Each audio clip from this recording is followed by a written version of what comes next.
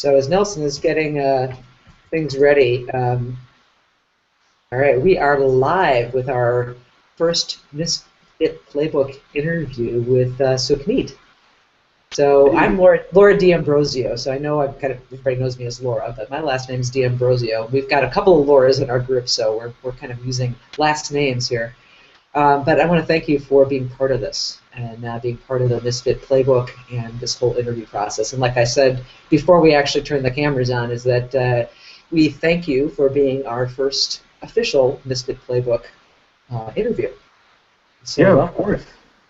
And thank you all for, all the work you're putting in. There's a lot of work that goes, and then the preparation guide, very, very helpful. And that takes a Great. lot of work to put together. So yeah, thank Okay. you for all of that.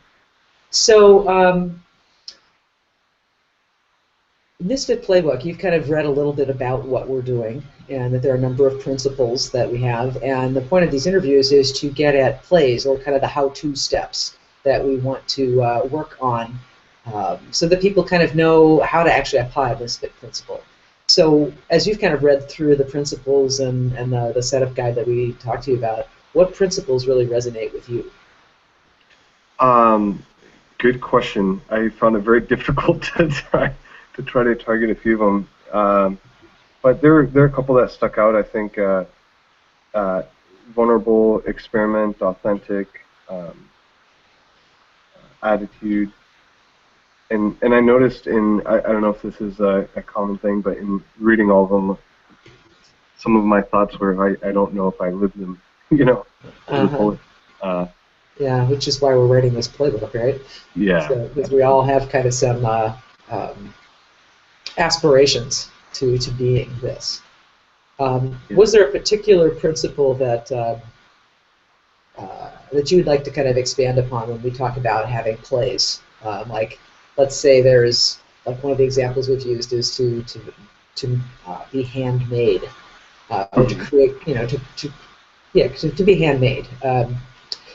And you could use different examples about what you could do to handcraft.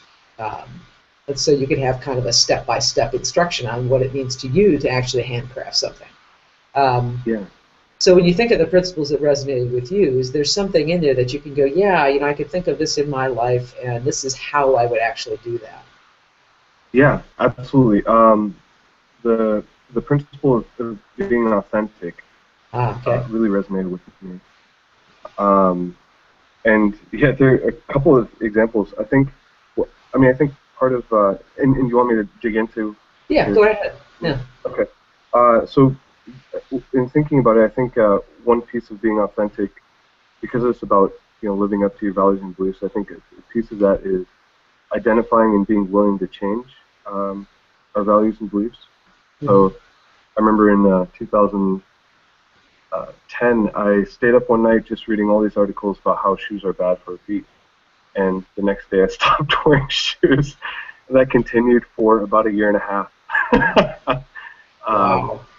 and I, when I went to law school in Minnesota, it continued there too, moving into the winter. So it was a challenge, but it was fun, and I think it was challenging to, I get looks, looking the way I do already, but then I got many, many more not wearing shoes. It Uh-huh. was kind of strange to see somebody, without shoes just walking around but it felt amazing. Um, I wear shoes now because I think it definitely takes a lot of my attention that I want to put back into work Mm-hmm. to not wear shoes. But it was I really enjoyed the experience. So that's an example from your life about how to be authentic. Yeah. Mhm. So if you wanted to, let's say, give somebody else some advice about how to be authentic, if you even think about the process that you went through to come to that decision to be authentic and go through all that, what advice would you give people if you kind of had to say, well, step one, do this, or step two, try this? How could you lead them through the process of finding that place of authenticity in themselves? Um, yeah, that's a really good question, and um, I think so. So I was kind of thinking of like a title uh, for what this would be.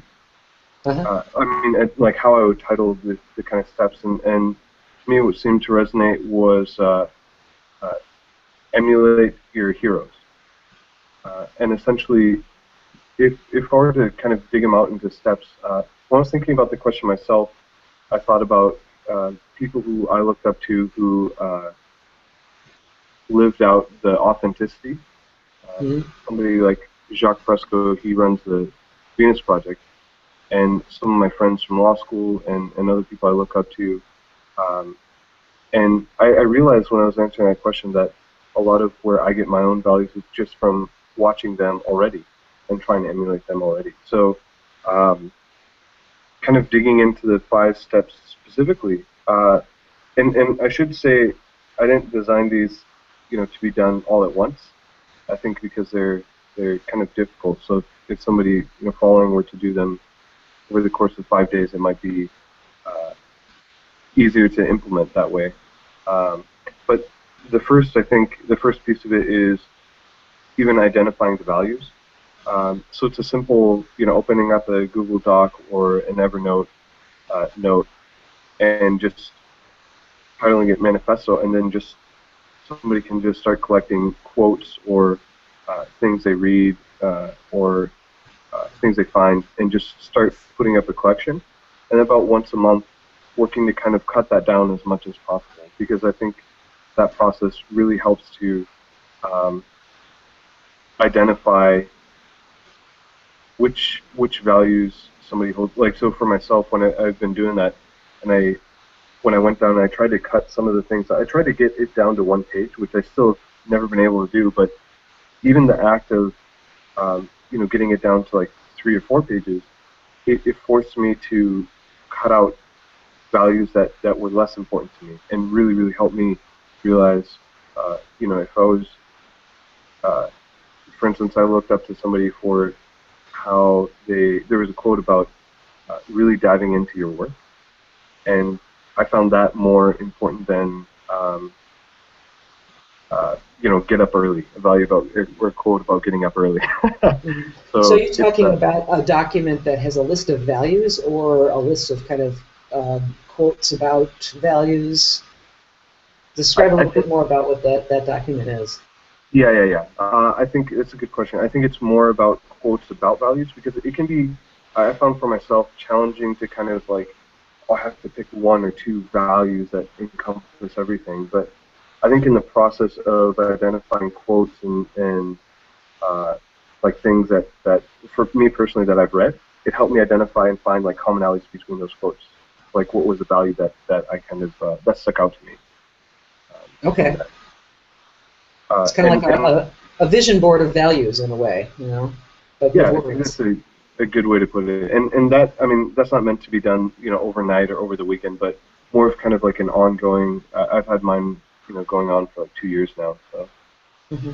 Okay. So what like step 1 might be kind of to identify people that you would like to learn more about, and step 2 might be to start collecting quotes and things, and maybe even identifying values from all of that. Is that part of what you're saying? I love what you actually, how you dig into that. So actually the second step was just finding the heroes, yeah. So the first one is just the document with quotes, values, things like that, that somebody's working to cut down. The second one is identifying 3 heroes. Okay. And the 3 heroes doesn't have to be, politically correct.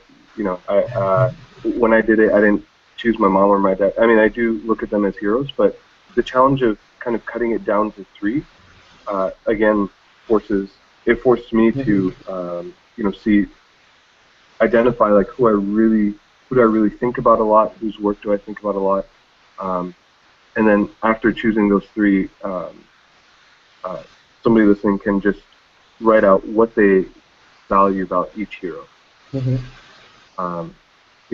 What is it about this person that I look up to? And then after that, you can start to see, okay, what's common in between all 3, and then what's different about the 3 of them. Like, where do they differ? Okay. So kind of do your analysis of these people. Exactly. Okay. Exactly. And then the third is kind of more of a ongoing mindset, Hmm. like a more of a shift in mindset. And so it's the step is to be open to change.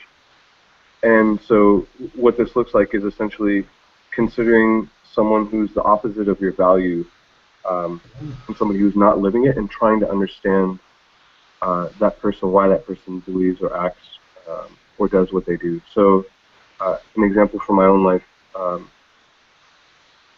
I would say this is more of a belief, but in following the Venus Project, I hold a pretty unpopular belief that we need that in order for humanity to kind of make progress, we need to shift away from a monetary-based economy towards a more resource-based economy. And in a very kind of opposing view is the capitalist structure and what's this money. So in me trying to understand like the free market crash, stock markets, things like that, one, it helps me understand what drives people in the current system, but then also I can pull from that different elements I can put into my own work. So for instance, we live in this society, I still have to make money. I can't avoid that. And so in learning it, it even helps me to live up to that value even more, or that belief, I should say. So let me explore this one a little bit farther. So when you're going through this process, let's say we're telling somebody steps about how do you become authentic. So we're going to go through this process of kind of collecting quotes, and then looking for our heroes, and then kind of evaluating our heroes and getting some common elements and differences and things like that. And now we've kind of moved to this thing of now you're going to look at what's opposite. How does Yes. looking at what's opposite help you be authentic then? Kind of, I think it really helps solidify. So, for instance, the I see being authentic is living up to our values and beliefs, mhm. and this kind of deals with the first step of that, which is identifying that. And I think in strengthening our own values and beliefs, it's helpful to try to challenge ourselves to take the opposite view. One, it gives us a kind of more holistic uh, view of our beliefs. So in kind of examining the capitalist structure, things like that, I have a more deeper understanding of how things got to be the way they are, which helps me, even strengthen my early stance, or to find ways to help live it out even better. I understand. Um, and I guess another example is, I grew up a Sikh, and I still consider myself a Sikh. But I read this book called The God Delusion, which is a book, about why God doesn't exist. And rather than reading and trying to think of why I agree or disagree, I tried to instead understand where the author was coming from, which helped me understand, uh, much more and appreciate um, uh, my own faith better. So I think what I'm hearing too is that part of being authentic is digging into why you value the things you value and why you believe the things you believe, Yes, because that sense of authenticity comes from knowing yourself really well. And if you're trying to know yourself really well, you've got to understand where the underpinnings of your own values and beliefs are coming from. yeah, So that's kind absolutely. I of think, where that we're getting at here. yeah, that's a really, really good way to put it. And I think kind of what's driving me in each of these steps is the idea of looking outward rather than looking inward. I've noticed a lot of, because I've struggled with trying to identify my own values and beliefs, and I've heard a lot of advice of looking inward, and I've heard also other advice of looking outward, and that's where I found personally more um, uh, kind of, I guess, success, because it's I mean, we can I don't know how deep you want to go into it, but essentially, like I don't know an example of a value exists until I read about it or hear about it or experience it in some way. And in that sense, by going outward more and being more deliberate about it, I can collect many, many more examples, and then cultivate them, and um, see how they really relate to me, and which ones I really want to try to live out every day. Yeah, so you're getting at the idea, I think, that everything that we believe and we value is coming from someplace. We've learned it. So Yeah. Yeah. We have to kind of look outward to where we've learned it and what all the history is. Yeah, that's a And good all way to that. put it. So, Yeah. yeah. Okay. All right. So we've gotten to step 3, I believe.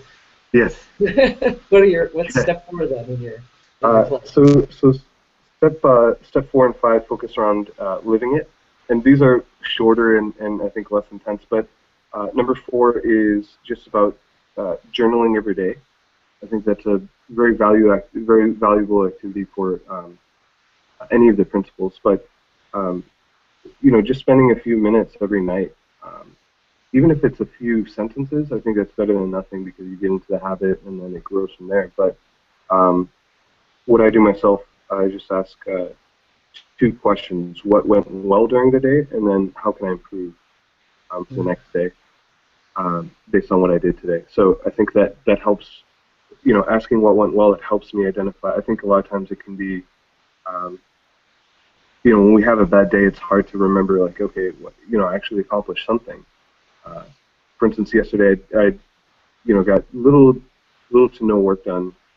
Part of it was it was a relaxed day, but I was still able to identify. Oh, okay, I reached out to a friend. I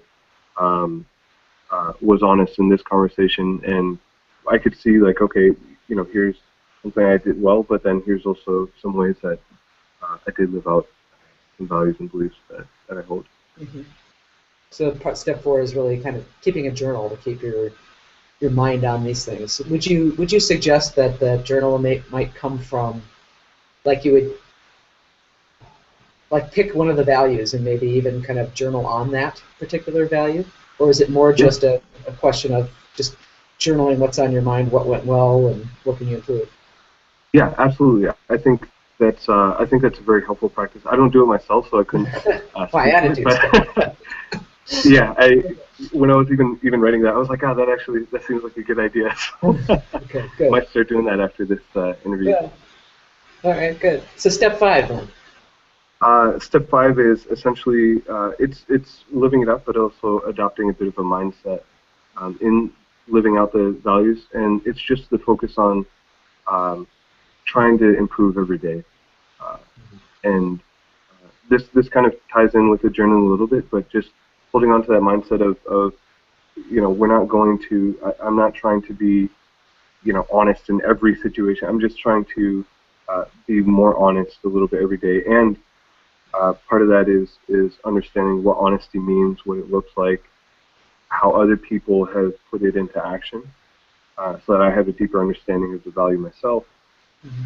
but then also improving in how I live up to that value every day. So, Um, in a way, it's kind of an acceptance step of saying, and don't expect yourself to be perfect. Just, small steps along the way. If you set yourself up for this high value of, like, compassion or something like that, then if yeah, you've made a small step, in a way, your journaling leads to that. You can go, yeah, I made some small steps today, and I can get better tomorrow. yeah, absolutely. And I don't know if we have time. I could tell a small story Sure. about I that. think we have, what, a couple more minutes. Uh, so essentially, uh, I didn't realize this was my value kind of growing up, but part of being a Sikh is to focus and really see everybody as a brother and sister and care and love for everybody in that capacity.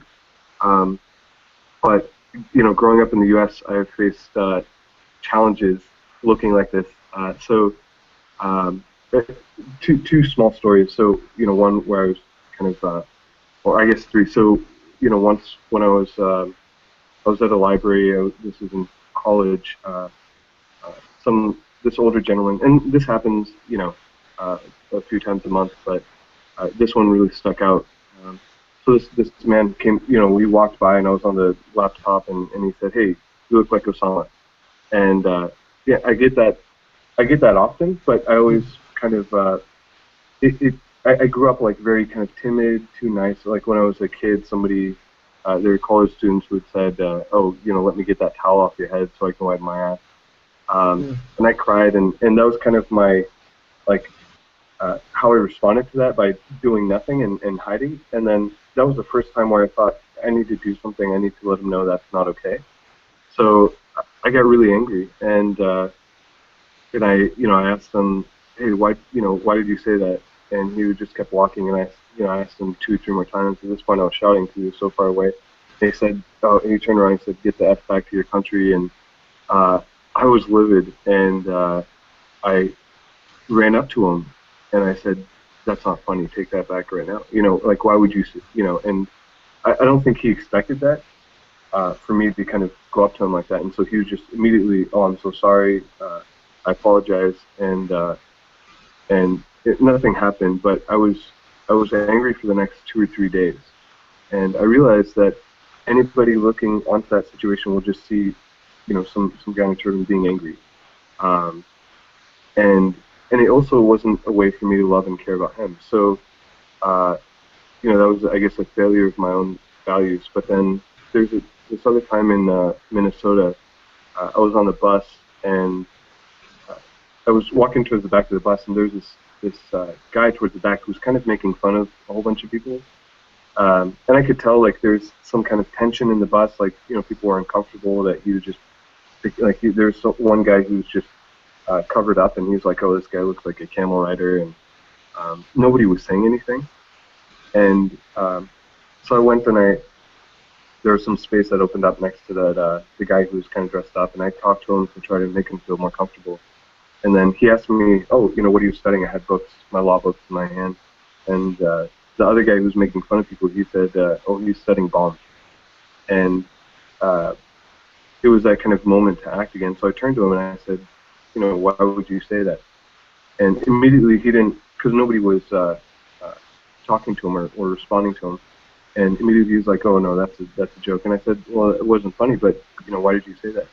And he said it was because of the thing on your head. And I pointed to it and I said, "Do you know what this means?" And he said, "No." And I said, "It means that you're my brother." And this was all happening very fast. And then and he said, "No, you're no brother of mine." And I said, "It means everybody on this bus is my brother and sister." And my heart's racing, and I'm kind of shaking at this point. But at that point he was like, "Hey, stop talking about it. I've been through some stuff. You don't know what I've seen." And I realized at that point that I didn't understand what he's been through. I think he had served overseas, and that had affected him in some ways. But I didn't say anything else after that, and it was kind of quiet after that. But that's an excellent example of being authentic. That's an excellent example of being authentic. I hope so. I mean, I constantly, when stuff like that happens, wonder, okay, am I? And I think this kind of goes back to trying to improve. Like, I don't know if that was the best way to approach it. Maybe I can do better next time. But at least it was closer than before of trying to care for him as a human being as well. Yes, thank you for that. I'm glad we caught that story here, and I'm glad you told that story as part of this, because I think that it's one thing to have our step-by-step instructions, but the stories that we tell to live, how we actually live out those values that you're talking about, are the most powerful things that we can give each other. So yeah, I appreciate you saying that, sharing all that. Thank you. I'm getting notes from Nelson that we're kind of running out of time, so I would love to just continue hearing the stories, and we can continue talking. But I think our videos need to be at this 30-minute level. So yeah, what I'm going to do is just say thank you for participating in the Misfit Playbook, and I hope you continue to participate in it, because we would love to have your input and your stories and your energy put into this, because I think these stories, not just for us, but to go out into the world, this is what we're trying to do with the Misfit Playbook. So thank you for doing that. And I think we'll formally wrap up the interview, but then we can stay on just a little bit longer and continue to chat after this. So, yeah, absolutely. And thank you for putting all this together. This is it's amazing to be able to even to chat. And the way you put it together makes it much easier to get involved. So I really appreciate that. Yeah, encourage other Misfit folks to contact us so we can get their stories as well. So whoever you know, we want to continue to do this so we can gather it and then put it together into a format that other people can hear all these great stories and guidance on how to be a misfit and live an authentic life. Thank you. Absolutely. Yeah, thank you.